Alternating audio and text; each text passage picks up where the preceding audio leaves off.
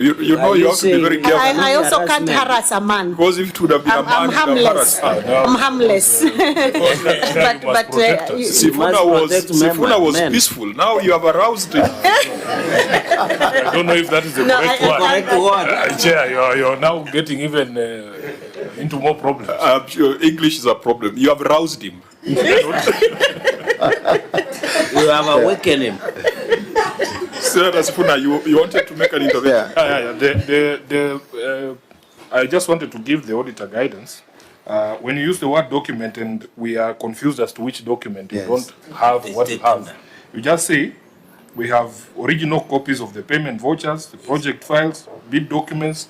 What original document don't you have? If it is the tender documents, the governor is saying they were banned in, which is, you know, we've been told that people in that region don't do maandamano. It's very surprising that there was maandamano. I don't know what was going on. Chair, so that is the guidance I want to give her. Chair. Okay. Looking at the audit query, the OAG is very specific that management indicated that the tender documents had been banned during demonstrations. What I expected from the governor is an initiative to show that if these tender documents were banned, for example, that they should have provided a report to the police station, probably an OB, the indication of reconstruction of these tender documents. Number 3, her due diligence to ensure that the fact that the tender documents had been banned in Embu town, there has been a proof or a demonstration to ensure that that thing is realized. Because, Chair, even when Kitui, Finance Department, I think it was Nyamira County Assembly was banned, the DCI was able to reconstruct the documents until the entire process was completed. In any case, Governor, I thought these tender documents come in triplicate, for example, where the governor retains or the entity county government, the contractor, and I think there are normally 3. So the issue of availing of the original tender document should not be an issue. So, Governor, can you provide with us the indication and demonstration that you tried to reconstruct this issue of tender documents and whether it was recorded anywhere in any investigations within the police? And finally, Chair, you should also indicate to us, you are one of the counties that is almost completing this KIPES project. So many governors who have appeared before us, some are pro or against, some others indicate that they were rushed to it, others say they have heartedly supported it. What is the economic value to the great people of Embu County? I yield back, Chair. That will be my 2 questions. Okay, before you respond, Senator Mundigi. Okay, Chairperson, siungi gavana mkono, lakini mnajua hata Senate. Bwana speaking Chairperson, mimi mwenyewe wakati you are not supporting her now or yes, you know global. I'm not supporting the governor, but I want to make a comment about this. About how was happened.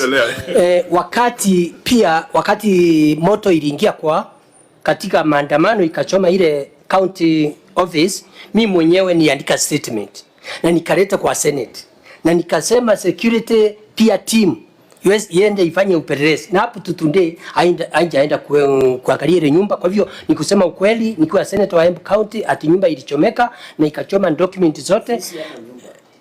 Ofisi ya county ikachomeka wakati wa maandamano. Wewe unakuwa maandamano, Embu ilikuwako kali sana. Kwa hivyo hata sasa wakati niandika statement nikasoma, nikakuja Senate nikaleta document, lakini hata Senate yenyewe haikuchukua jukumu ya kwenda kuangalia vile ilifanyika Embu. Kwa hivyo upande mwingine na accuse senators, hata committee yenu kwa sababu haikuenda kuangalia. Ya pili, mambo ya document, mambo ya wacha Senator Mundigi amalize, wacha amalize.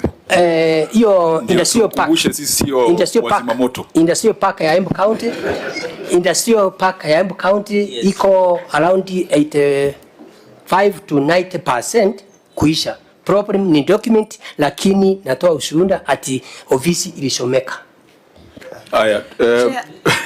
Chair, maybe I can respond to the issues raised. Yeah, we'll give you the opportunity. Moja ya nidhamu mwenyekiti, yes. Ingekuwa vyema kama Senator wa Embu angetuambia ni kamati gani ilitakana kwenda kufanya uchunguzi, kwa sababu kusema kamati hii haikuenda kuangalia, sisi kamati ya public accounts hatuko na mambo kama hiyo. Hatuna uwezo wa kuzima moto. Correct.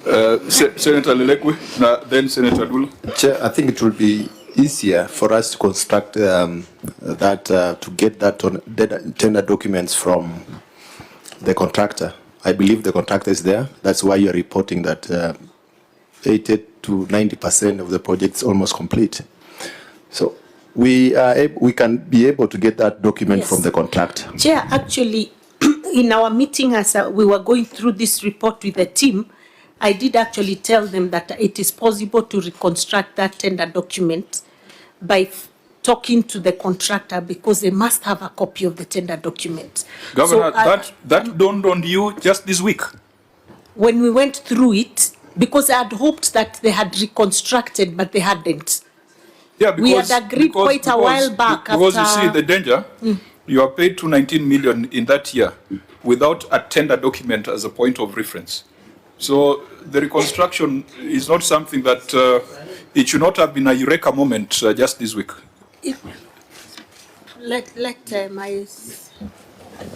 Because what were the payments based on? If maybe we want to clarify that the auditor is in investigation is only talking about original document, and original document that was burnt down, but there is a copy document, and that is the document that we are able to process even those payments and also keep records. The contractor also has a copy of what he submitted, the winning contractor. But to get the original document as the auditor is requesting, that is, that's the difference. I think we get the point. Senator Dula? No, Chair, I think the matter has been clarified. If they have the copies of the document which can be actually verified, is enough. What we wanted the governor to say is that we are reconstructing the tender documents. Yes. Number two, we have reported to the police, and this is the OB number. You know, so that should be enough. Actually. Chair, what happened in Embu County in June 2024 is not a small matter. You know, our office was literally burnt inside. From outside, you wouldn't have thought there were ashes in there. And it's only last week on Friday that we've been able to get back to that office. We've had to, you know, renovate, or is it rebuild the inside slowly because of it also caught us at a time when we did not have money. But so we definitely reported the arson immediately to the police, and we listed down all the files that had burnt inside. We had a room where we had stored all these files, and so that's actually what happened. So we did report. We have an OB number. The DCI promised to investigate. We've really never gotten to the bottom of the matter to date. Yeah, so I think there's a substantive issue around insurance of government property, substantive issues around asset and risk management. We'll deal with them at the tail end. I think the last point now you should deal with is, we are told that you have paid about 438 million out of 500 million on this. I'll ask the county finance, please confirm. Yeah, total amount paid, and then that question to reframe what Senator Chirarge asked is that, from your perspective, is this a value for money investment? Yes, it is. And I'm speaking this knowing that, you know, there's the cry of creation of employment. And if you look at our county, our CIDP, there was a general demand by the farmers for value addition of our produce. And particularly this came from the dairy industry, macadamia, avocado, and coffee, where farmers were saying, can you please ensure that within these 5 years we get into some form of value addition, so that we are not selling our farm produce in its raw form. And so that's why when the idea came and the national government was willing to partner with county governments, let me admit that I was among the first governors to embrace the idea wholeheartedly, because I saw an opportunity, knowing that this was something that I had, had a conversation with the people of Embu County. So yes, I want to admit that those that embrace the idea quickly are beginning to see some light at the end of the tunnel. It's been a journey, and of course, people were also reluctant about our part contribution, and there were challenges. But those that embraced it, we've moved on. About 11 counties are now headed towards completion, and the beauty with it is that the national government has also decided that they will run with these 11 counties, so that at least they make sure we operationalize, so that there can be seen to be some real output and real impact with the first 11 counties as the others continue to implement theirs. I know there's some money also that has been provided for the other counties that are not yet received their 250 from national government. So yes, there's value for money, I can say that. So you are now on what percentage completion? As we are at 88%. And actually we should have completed, it's just does that tie with the amounts paid? Because the amounts paid were putting you at almost 93%. That's why I wanted them to confirm, because to my understanding, I think we have less than that remaining.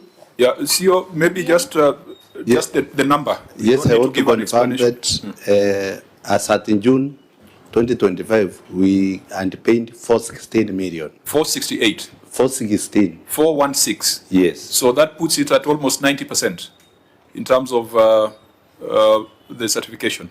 True. So when is the expected completion date as per contract? Because the reason why I'm asking this, for us to frame our recommendation, because we'd also be happy to come and see a successful industrial park. The rest of your colleagues, more than half of them, have got fairly negative vibes about this. We'd be happy to come and see one that is functional, that can act as a test case for the others. When you visit, you should visit Meru. Meru is at 99% complete, actually. They're actually done.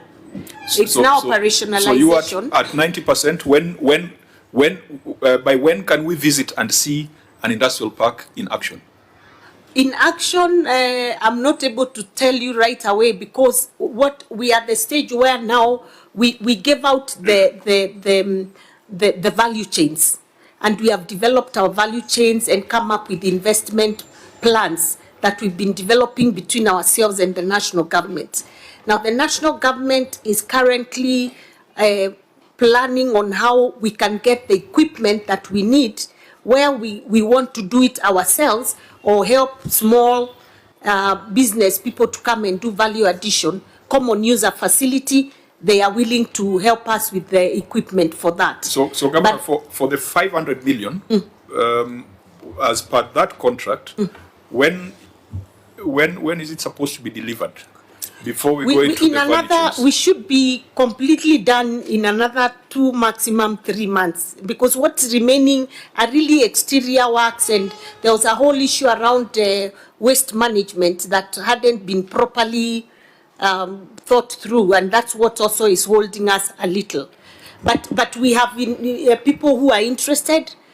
We have had investor meetings that have been guided through the national government, and we have people very willing to come and start off. In fact, I've signed an MOU with a Chinese company also that wants to come and start off as soon as possible. So I think, members, this would be a good project to visit. And Kirinyaga, I think, is even ahead of us in terms of real investors, because I know I think the avocado value chain has somebody already at their industrial park. So yeah, there are a few success stories. We are not yet fully operational, but I believe by mid this year a lot of these industrial parks will be at least operational. Fine. So, Yeah. members, the issue here was the documentation to support the expenditure. I think we have agreed on how that should be dealt with. We will make recommendations for you to fast track completion and for us also to come and visit. So we can move on to the next issue, which is undisclosed account payables. There was an issue here. Thank you, Chair. Undisclosed account payables, that isse was not addressed. I wish to prosecute. The statement of financial position reflects current liabilities balance totaling Kenya shillings 1,722,877,451. However, the balance excludes a liability in respect to transfers from special purpose account amount of Kenya shillings 10,167,300, which was borrowed from the special purpose account but was not refunded back to the account. Further, the payables have been classified as current liabilities. However, review of the payment plan forwarded to the Controller of Budget showed that the payables totaling to Kenya shillings 1,429,250,047 were to be settled between the financial years 2026-2027 to 2032-2033, 6 years financial period, which should have been classified as long-term liability. In the circumstances, the accuracy and completeness of the current liabilities balance of Kenya shillings 1,722,877,451 could not be confirmed. I submit. Governor? The schedules provided to support the figure 1,429,250,047 payable between 2026-27 to 2032-2033, a 6 years financial period, which should have been classified as non-current liabilities. The observation has been considered and shall be implemented in future reports, while the 10,167,300 was not a borrowing but an inter-account transfer, which was appropriately journalized and authorized. And there's a journal entry in Appendix 2A, Roman 2A. So there are two issues there. Auditor General, could you tell us your assessment of Appendix 2A and that response by the Governor? Chair, for the second portion on the issue of the non-current liability, that one can be carried, will be considered in the financial year 2025-26. However, the 10 million, the way it was accounted for, because it is still in their books. One book is showing a receivable while the other one is showing none. It's up to them to do the reconciliation, Chair. Now let's speak in English. You have said 10 million was borrowed from the special purpose account but was not refunded back. Yes, Chair. And in the account, it's showing as a liability, a debt. But in the executive, it has not been disclosed. So what is the essence of Appendix 2A? What are you trying to demonstrate with that journal entry? I mean, it can be a piece of paper that was run in River Road. Can you explain it?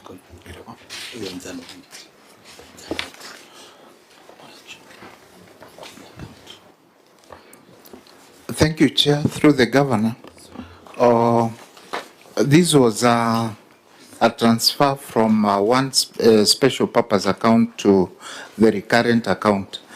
The figure in our financials that indicated the amount transferred from the CRF, this was erroneously included there. No, wait a minute. Don't confuse us.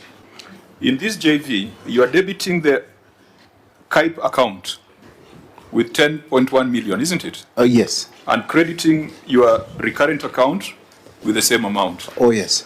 Where is the entry where you have credited the KIPE's account with a similar amount to confirm that the amount was refunded?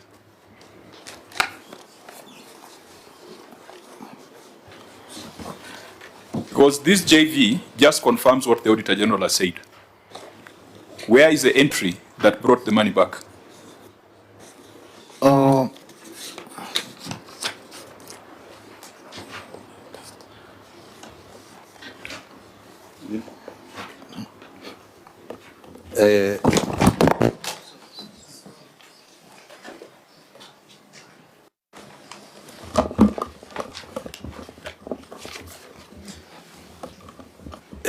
Chairman, what we are clarifying is we are dealing with the end of financial year, and we are saying that as that end of financial year, that that inter borrowing was not refunded,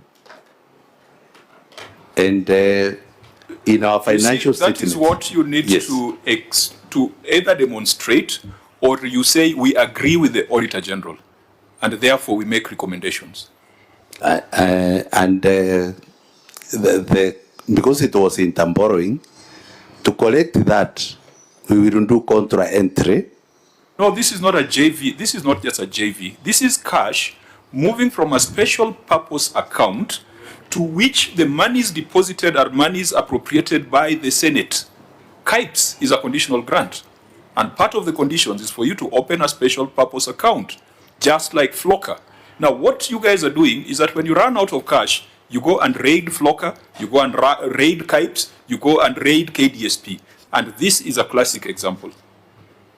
And what will happen is, after we cross the year... Isn't that, haven't I described the problem here? You are right. Is it legal? It is in term borrowing. That is part of cash management. No, it is not cash management. When we are approving money that goes to counties, KIPES is a specific column. And part of the conditions is that we shall open a special purpose account. And that special purpose account, you can't tell us that because you have run out of money for mandazis, let's go and pick from KIPES. We shall return on the day we have money for mandazis. It can't be like that. It can't be argued using accountant speak. Governor, you see the folly here. If this was Flocker, you would have been suspended from the program. They've suspended Nyamira, they've suspended Kajiado, they've suspended Kakamega for this thing that you're casually describing as inter-account borrowing. Senator Adulo. Chair, I don't know whether CEO listened to the auditor, because he was trying to explain something else. She specifically said reconciliations were not done. Maybe what we need to know from him, have they tried to reconcile those figures? Because she was specific when she said the county has not done reconciliation. But he's trying to explain borrowing from here, borrowing from there, and all that. Can he tell us what he has done as far as reconciliation, as the auditor said, is explained? Auditor? Thank you, Chair. This paragraph has two issues. The first, reconciliation on the issue of classifying the liabilities has been done into the non-current and the current liabilities. The second bit, which is the first paragraph here, the county borrowed 10 million from KIPE, which is a special purpose, specific project for utilizing that money. However, at the time of audit, this 10 million had not been refunded back to that special account. The borrowing itself, first of all, it was illegal because they ought to have gotten that money from the COB. So, can we address ourselves with that, Senator? I think, Chair, that is where the crux of the matter is. Governor, you have told us that your farmers are waiting for this industrial park. How can it be the way the chair has put it, that you can read that account to finance mandazi? That's the words that he has used. We didn't finance mandazi. That is quite simplistic. I was just borrowing the chair's mouth. Mandazi will pay with our pockets. You credited the Embu County recurrent account. Yeah. And when I was in the world of finance, JVs had narrations. So there is no narration on this. So it is upon us to make any conclusion for that kind of transfer. Proceed, Senator Sifuna. Yeah, thank you for the protection. You know, she had said she will not harass me, but without you, very safe. So that is the crux of the matter. If your officer there has acknowledged that there was a problem and the auditor has properly classified it as an illegality, then Governor, you have an explanation to give the people of Embu. How is it possible that money meant to build an industrial park is being used to finance mandazi? This money was actually retention money for the CAIP, because it stayed within the SPA account. So we did not touch on the money meant to develop the CAIP. And I think it is very, very important that goes out, because if that was the case, Chair, I would not be number 2 in the county in implementation of CAIP. If indeed we were... Governor, I hear you. I hear you. Yeah. You're a good politician. You are good in building the vision and painting the picture. But accounts, it is the numbers that matter. Movement of cash, it is what you debit and what you credit. So just pause a bit on the big picture. Let's first deal with the details. The auditors called it an illegality.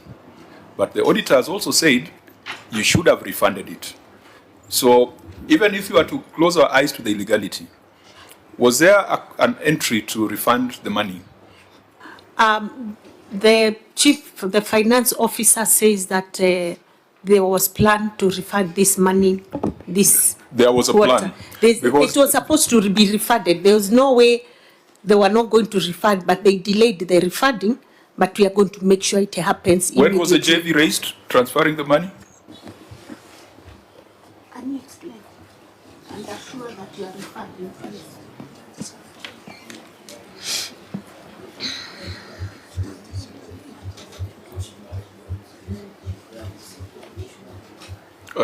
Officer?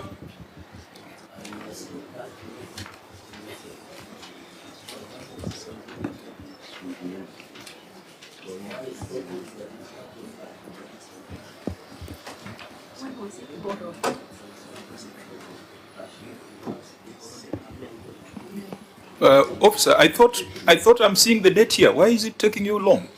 This was the date for borrowing. That was the date for borrowing. Yes. Which was? May.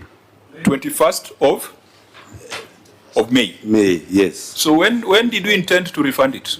We were to refund by the close of the year, the same year, June. Which should have been captured in this financial statement. Yes, but unfortunately we were not able. And what did you use this money for, now that you're disputing the Mandazi analogy? No, we are saying... So what was the money used for? When you move it to the Embu County recurrent account, what kind of debits do you do there? Maybe I cannot be able to recall now, but... No. Broadly speaking, what kind of withdrawals do you make from the recurrent account? Is it operations? Is it development? Explain. Is it salaries? Let me explain. Chair, around the month of June, we had what we were calling a Buddha Buddha Summit, where we were launching the Buddha Buddha Circle. And he came and told me, we have no money. There's no money yet. There's a delayed exchequer, and the summit was here. And this money we had undertaken to give to the circles. So part of that money went to the circles, and therefore should be refunded in this financial year. Members, between this and the housewarming, because there was a delay. Which one is a bigger sin? Chair, I think this is worse. This is worse. The clarification I needed is 21st of May of which year? 2024? Or this year, last year? 2025. 2025? Yes. Governor, how many exchequer releases have you received since that time? And you don't seem bothered that you need to refund this bill. Governor, just 1 minute. We appreciate your honesty. Yeah, I don't like lying, because you see, if the money didn't go to my pocket, you actually don't have a choice. Then I have no reason. Are you not under oath? And you are appearing but people lie under oath, Senator Sifuna. No. We've seen people mislead this house under oath. So I've been here and I've seen us misled even by somebody under oath. Chair, the only clarification I want to make, Governor should not feel like honesty in the House of Parliament is a favor you're doing at. No, I'm not doing a favor. I'm doing what I should say. You're not special. You are under oath and you have an obligation constitutionally to tell the truth. But that is exactly what I have done. Are you disappointed that I talked the truth? I'm not saying that. I'm saying you cannot It claim looks like he's disappointed that I You talked cannot the claim truth. it as a badge of honor. You're expected to tell the truth. Order. It's an honor to give you the truth, Please, don't Senator. claim it as a badge of honor. You are expected to tell the truth. You are under oath. But I didn't do so. It is you who is saying so. Governor, I didn't say so. Could Senator, you address Senator Sifuna through he's the also chair? now he's harassing me. No. You must I will protect make me that from Senator determination Sifuna, if I because he's now feel harassing me. you are harassing the chair by talking when the chair is talking. Please listen to me. I started by appreciating your honesty. Thank you. Because other people would have claimed that the money went into general budget support. You have made our work easy. That you raided the KIPES account to finance a border function. And that honesty is important. And members, for us, now it is upon us to make our determination and to make our recommendation. Just 2 days ago, we had a similar case where they raided the deposits account to finance a housewarming for the Speaker's residence. So, I mean, it's just same thing, maybe different flavors. I think, members, let us make a determination on this. The ruling that we gave 2 days ago must be the ruling that we give on this, on the illegality and the fact that such borrowings cannot be accepted, particularly if it's money that came through the hands of the Senate, because we know KIPES and we know the fight that has been there. We know the fight that we have put up so that that money is not withdrawn at the center. So I don't think any protracted argument is going to change the facts. It was an illegality. It was to be refunded. But even that refund would not cure the illegality. That refund was not done. But now we have an idea on what the money did. It was not for Mandazi. It was for borders. But Chair, that clarity on, because we are aware how many exchequer releases have gone to Embu County since May of 2025.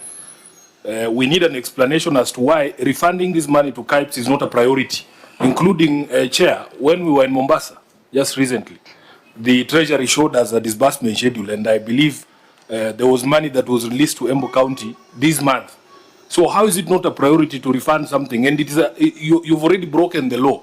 You are not in any hurry to repair the damage that has been done from a legal perspective. So Governor, perhaps it would be neater, either you or your officers, now that the refund has not been done, to give us some commitment to which we can hold you accountable. Chair, I'm promising you with the release that we have right now, because there's some release that came, we are going to fully refund the 10 million. Okay. So then members, as we are doing our report and sending Chair, our report to the House, will determine what to do with the illegalities. Chair, also, we realized that it was an illegality, and I want to promise that going forward, that is not going to happen again in Embu County. It's the first time we did it, I think under immense pressure, but we will never do it again. I think that's good. I want to promise that going forward. No, it's that's good enough in terms of a submission. We will, when we are writing our report, we will determine what to do with that illegality. Chair, there is a difference between somebody who breaks the law, not knowing that they are breaking the law, but somebody who knows this is illegal and they go and do it, and then they come and tell us here stories about honesty. Those ones must be subjected to even more severe punishment than the people who do break the law out of ignorance of the law. These are those criminals who know they are breaking the law. These ones, remember. The power is in our hands. They say the law is no excuse. The power is in our hands, honorable senators, and that is why I said today we are not doing an audit. Today we are establishing the facts so that we can recommend the action that must be taken. Senator Mundigi. Yeah. Yangu ni kusema mnajua saa hii saa 7 ni wakati wa njaa imeingia. Sasa rafiki yangu ako juu, gavana ako juu. Mimi naomba dialogue. Mimi siko juu. Sawa. Mimi naomba dialogue kwa sababu gavana wamekubali pesa ilitumika na ni makosa imepatikana. Ile kitu muhimu katika ulimwengu ni mambo ya dialogue. Bora gavana apatiwe time aende arudishe pesa before muweke recommendation. Bora tu ni yeye aseme atakaa muda gani kama amerudisha pesa. Hiyo ni kitu kidogo. Yes, makosa ilifanyika. We have undertaken, we are going to refund that money Immediately it goes through the COB. Okay. No. We need to close this. I need to provide guidance that Senator Mundigi is, you're a friend of the committee, not a friend of the governor in this current setup. So don't forget that. Asante sana. Can we proceed to the next one? Maybe just on the appendix one on prior year matters is what will happen. Maybe the OAG can guide us. How do we track now that the governor has given a commitment that the 10 million will be returned? Yes. And I'm surprised by the gentleman who said this cash management. You know, unless I need to know what is the qualification of that gentleman. And secondly, can you direct that the OAG maybe in the next 90 days to give us feedback whether this money has been taken back to special purpose account? And finally, to ask Mundigi, this is a constitutional process under Article 229. There is no place for dialogue. Dialogue, we can do it in the village, but here is Article 229. Consideration. No, okay. I think we need to proceed. We have had enough information on this matter for us to be able to do a recommendation to the House. Let's go to the KEMSA debt and reconciled KEMSA debt. OAG, you had updated that this has now been reconciled? Yes, Chair. So let's not spend too much time on it. On voided transactions, there were 862 transactions amounting to 313 million that were voided. OAG, we had asked you to confirm whether the voided transactions related to approvals that had been granted by the controller of budget. Chair, I wish to confirm that the voided transactions had not been approved by the COB. Okay, so honorable members, unless there's a residual matter on that, we had gotten the brief earlier, we can proceed to the next section on emphasis of matter. We shall take note of budgetary control and performance and go straight to pending accounts payable. Here, I think we'll spend a few minutes because it is a matter of concern. OAG. Thank you, Chair. Pending accounts payable. Review of the budget revealed that an amount of Kenya shillings 100 million was allocated for the settlement of pending bills against a total outstanding balance of 2,207,376.10 shillings, disclosed in the audited accounts for the year ended 30th June 2024. An analysis of the aging of the aging schedule of pending bills revealed that the current year payables balance total to Kenya shillings 1,560,148,304, while the outstanding payables balance for the last financial year was Kenya shillings 1,520.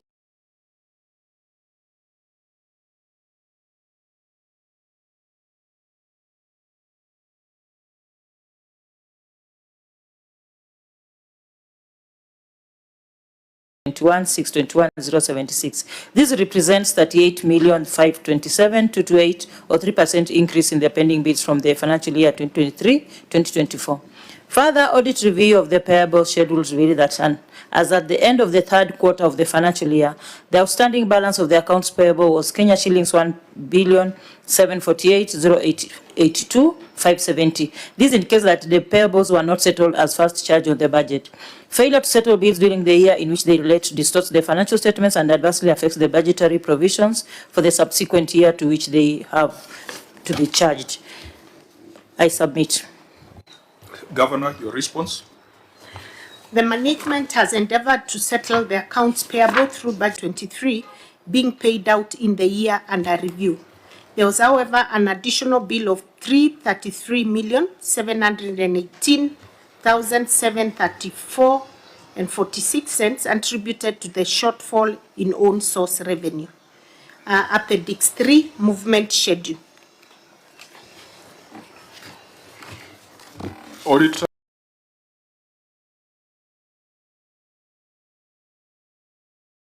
What's your opinion? Chair, we have two issues here. We wish to confirm with the COB if at all this the amount that was also they have also captured in their books as outstanding bills for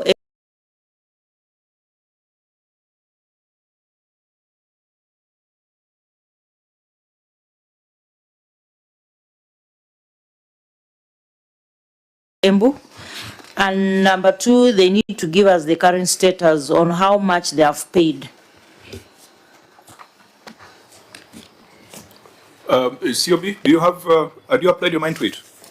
Yes, Chair. Okay. I wish to report that the County Executive of Embu, their pending bill is at 30th June of 2025 stood at 1.1 billion 746 million 909,550. And this pending bill has been broken down. The bill was 924 million 184,654. So making a total of 1.746 B. So this data is based on self-reporting by the entity. Thank you. Chair, I'm a bit confused. The document that the governor has referred us to at Appendix 3 has totally different figures. The thing I noticed about that document, though, is that it doesn't have a date. Maybe the governor can clarify to us what is the date. There's no date on this Appendix 3. These figures are as of what date? Because the COB is giving us a different story. And secondly, if the governor can explain to us what she makes of the requirement that pending bills be a fast charge on the county revenue. What does that mean to her understanding? Chair, in addition, if the governor cannot